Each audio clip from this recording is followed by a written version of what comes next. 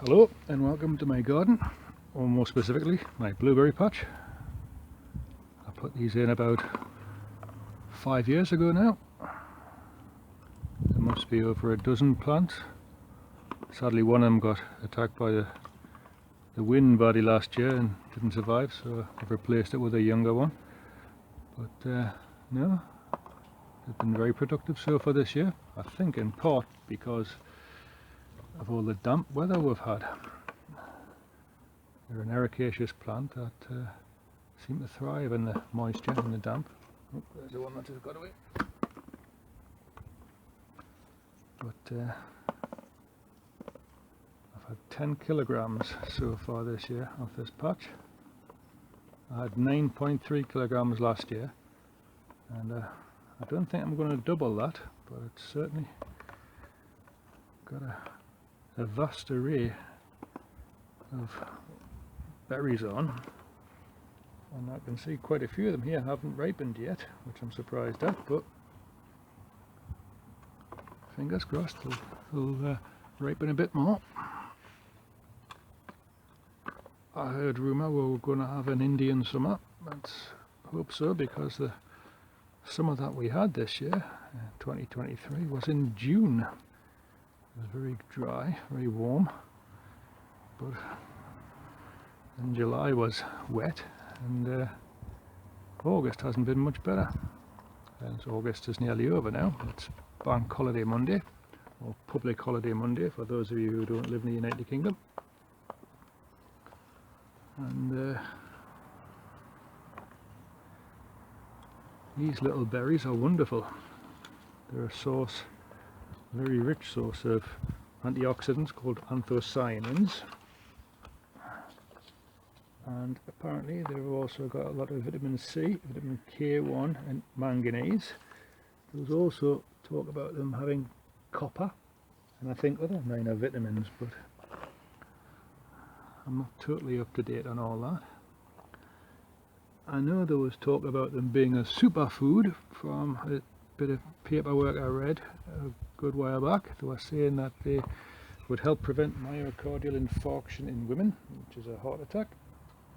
And I don't know if that's down to the fact that they're supposed to be very good at helping to, I think, reduce high blood pressure is one of the things, or is it just the antioxidants that are in there? There was also talk about them being very good at helping brain function. So I suppose if you give them to children at lunchtime, it'll help them concentrate in the afternoon when they're at school. But also if you give them to old folk, it might help them with their cognitive abilities. All I know is I'll take any help I can get with my cognitive abilities, because certainly age catches up with you. I do know though that they are lovely with Greek yogurt. My dad likes them with ice cream. I share them with my neighbour, and he likes them with his porridge in the morning. Share them with my other neighbour. I think she's going to make jam with them this year. We'll have so many. But these are hugely prolific. As I say, they're an ericaceous plant. The Latin botanical name is Vaccinium corymbosum, I believe. They have a small, lovely little white bellflower in spring, which the bees absolutely adore. So, one for your biodiversity, getting more bees in the garden. Then in summer, I think it was July, these started to fruit. We had a good cropping starting, because I've got well, I can't remember the exact name of the varieties I've got. I've got an early, a mid and a late fruiting selection when I bought them. The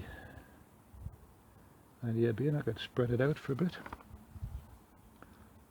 So when that's all done, when they've all fruited and they've all gone over, because the plant is deciduous, the leaves turn a lovely red, which I can show one of the plants are starting to go red. I'll move the camera in a moment.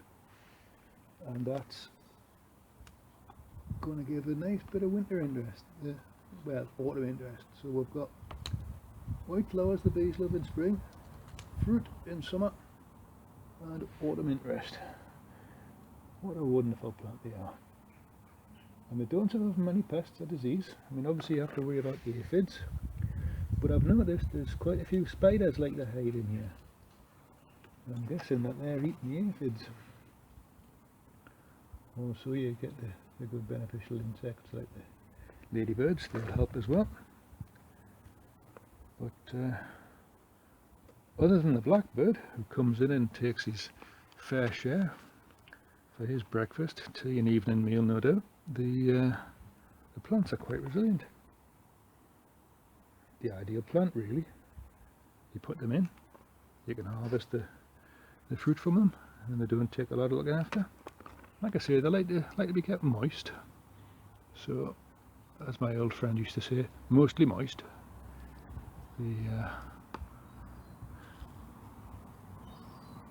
benefits, I think, are wonderful.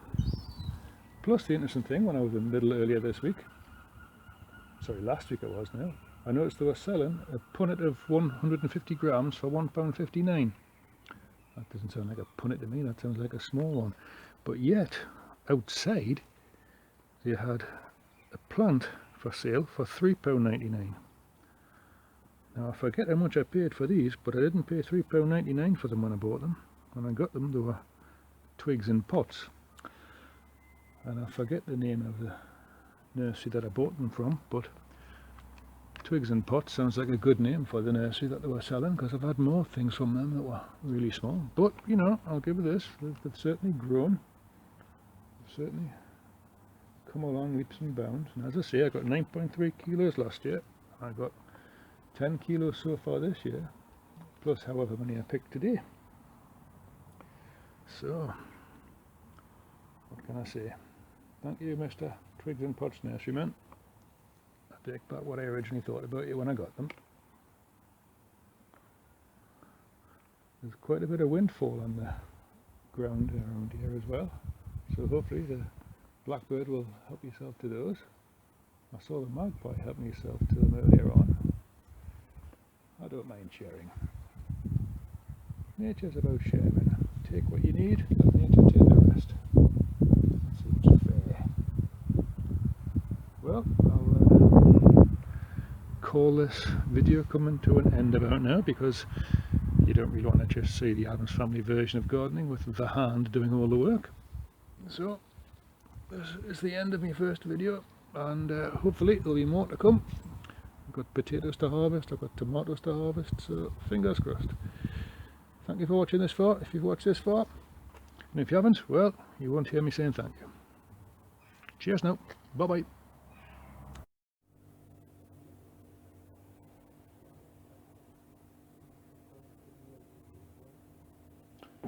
Well, there we go. I've got a bag of 350 for a neighbour, 2 bags of 200 for a neighbour. There's 8 bags of 200 here for the freezer, 2 bowls of 100 grams each, and about, I don't know, 20 grams in those ones at the back. These ones just need a bit more sunshine, and that's it. I'll have mine with Greek yogurt, further canapes with ice cream, Vaccinium corymbosum, little blue jewels of delight. Go on, get a plant and grow some. Anybody can, they're lovely. They just need a bit of acid soil. They don't suffer from many pests or diseases apart from the usuals, you know. Oh, and the blackbird. They like to fly in and nick them as well. And I think I saw a magpie getting some of the ones that I dropped today.